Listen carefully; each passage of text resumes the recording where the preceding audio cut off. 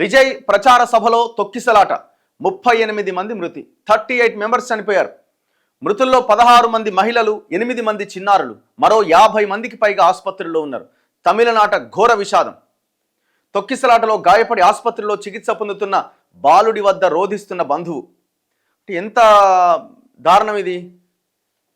తమిళనాడులోని కరూర్లో సినీ నటుడు టీవీకే అధ్యక్షుడు విజయ్ ప్రచార సభలో కిక్కిరిసిన జనం. తొక్కిసలాట జరిగింది ఇక్కడే. అంటే కనీసమైన ఏర్పాట్లు లేకుండా ఇట్లాంటి సభలు సమావేశాలు నిర్వహించడం వల్ల ఎంత ఘోరం జరిగిపోయింది చూడండి. 38 మంది చనిపోయారు. ఒకరు కాదు, ఇద్దరు కాదు, 38 మెంబర్స్. 50 మందికి పైగా ఆసుపత్రుల్లో ఉన్నారట.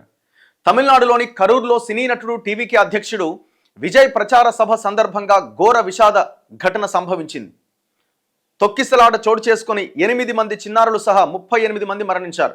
వచ్చే ఏడాది తమిళనాడులో జరగబోతున్న శాసనసభ ఎన్నికలకు సిద్ధమవుతున్న విజయ్ ఈ నెల 13వ తేదీన రాష్ట్ర వ్యాప్త ప్రచార యాత్ర ప్రారంభించారు.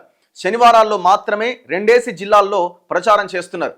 ఈ శనివారం నామక్కల్లో ఉదయం ప్రచారం చేపట్టి సాయంత్రం కరూర్ చేరుకున్నారు. అక్కడి వేలుసామిపురంలో రాత్రి 7:30 విజయ్ ప్రసంగిస్తుండగా ఆయనకు సమీపంగా వచ్చేందుకు పలువురు ప్రయత్నించారు. దీంతో తొక్కిసలాట జరిగింది. పిల్లలు, మహిళలు, వృద్ధులు అందులో చిక్కుకున్నారు. ఒకరి తర్వాత ఒకరు స్పృహ తప్పి పడిపోవడంతో పరిస్థితి గందరగోళంగా మారింది. ఉద్రిక్తత చోటు చేసుకుంది. 8 మంది చిన్నారులు, 16 మంది మహిళలు సహా 38 మంది మరణించినట్లు రాష్ట్ర ప్రభుత్వం ప్రకటించింది. నిజంగా ఎంత ఘోరం అండి! ఆ పేరెంట్స్ కూడా ఆ చిన్న చిన్న పిల్లల్ని వేసుకొని ఇట్లాంటి పొలిటికల్ పార్టీల బహిరంగ సభలకు హాజరు కావడం అన్నది విషాదం అసలు. చూడండి ఎంత ఘోరం. ఇప్పుడు సరే పెద్దవాళ్ళు వెళ్ళిరంటే ఒక ఉన్నది, ఆ పసిపిల్లలను వేసుకొని బహిరంగ సభలకు వెళ్ళడము. పరిస్థితిని అంచనా వేసిన విజయ్ తన ప్రసంగాన్ని నిలిపివేసి తోసుకోవద్దంటూ వారించే ప్రయత్నం చేశారు.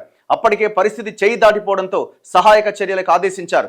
సమీపాన ఉన్న అంబులెన్స్ వద్దకు బాధితులను తీసుకెళ్లడానికి కార్యకర్తలు ప్రయత్నించిన రద్దీ మధ్యలో నుంచి వెళ్లడానికి వెంటనే సాధ్యపడలే. బాధితులను పైకెత్తి పట్టుకొని రద్దీలో అతి కష్టం మీద ముందుకు సాగారు. తర్వాత అంబులెన్సుల్లో సమీపంలోని ప్రభుత్వ, ప్రైవేట్ ఆసుపత్రులకు తరలించారు. ఘటనా స్థలానికి మరికొన్ని అంబులెన్సులు రావడంతో వాటి ద్వారా కూడా బాధితులను తీసుకెళ్లారు. అయినప్పటికీ నిమిషాల వ్యవధిలోనే 38 ప్రాణాలు గాల్లో కలిసిపోయాయి. 50 మందికి పైగా ఆసుపత్రుల్లో చికిత్స పొందుతున్నారు. వారిలో 20 మంది పరిస్థితి ఆందోళనకరంగా ఉండడంతో మృతుల సంఖ్య మరింత పెరిగే అవకాశం ఉందని ఆందోళన వ్యక్తమవుతోంది. కరూర్లోని ఆసుపత్రుల వద్ద మృతుల కుటుంబ సభ్యులు, బంధువుల రోదనలు మిన్నంటాయి. కరెంటు పోయిందా? తొక్కిసలాటకు దారితీసిన పరిస్థితులపై భిన్న కథనాలు వినిపిస్తున్నాయి. విజయ్ ప్రసంగిస్తున్న సమయంలో విద్యుత్ సరఫరాలో అంతరాయం ఏర్పడిందని కొందరు చెబుతున్నారు. తమ అభిమాన నటుడైన విజయ్ను దగ్గర నుంచి చూడాలన్న ఆతురతతో కొందరు వేదిక వద్దకు దూసుకొచ్చేందుకు ప్రయత్నించారు. ఈ క్రమంలో ఘోరం జరిగిపోయిందని మరికొందరు అంటున్నారు. ఇక దీని మీద విచారణకి ఒక ఏకసభ్య కమిషన్ని ఆ ప్రభుత్వం నియమించిందట. ఘటన గురించి తెలిసిన వెంటనే ముఖ్యమంత్రి స్టాలిన్ స్పందించారు. మృతి చెందిన కుటుంబాలకు 10 లక్షల చొప్పున, తీవ్రంగా గాయపడ్డ వారికి ₹1,00,000 చొప్పున ఆర్థిక సహాయం చేయబోతున్నట్టుగా ప్రకటించారు.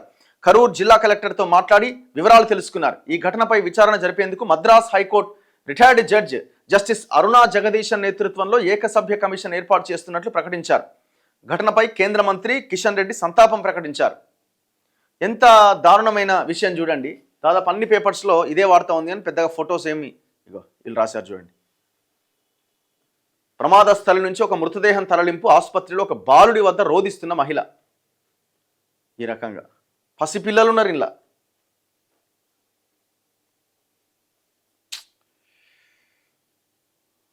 ఏం పొలిటికల్ పార్టీలు, ఎక్కడి మీటింగ్లు, ప్రజల ప్రాణాలు.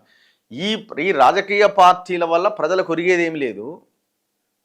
సరే ఆయన ఏం చేస్తాడు, తర్వాత ఆయన మొన్ననే పార్టీ పెట్టిండు, స్టార్ట్ చేసిండు. సరే ఆయనకు ఎంత చిత్తశుద్ధి ఉంది, ఏం చేస్తాడు అన్నది తర్వాత పెడితే, ఈ పొలిటికల్ పార్టీలకు జనాన్ని పెద్ద ఎత్తున సమీకరిస్తారు, కనీసమైన ఏర్పాట్లు చేయరు.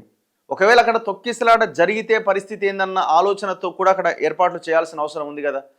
సో ఆయన పెద్ద హీరో తమిళనాడులో, ఆయనకు పెద్ద ఎత్తున అభిమానులు ఉన్నారు, జనం వస్తారు.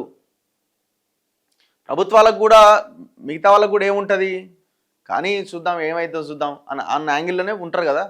మన పార్టీ కాదు కదా, మనకు సంబంధం లేని సమావేశం కదా ఇదన్న కోణంలోనే చూస్తారు వాళ్ళు కూడా.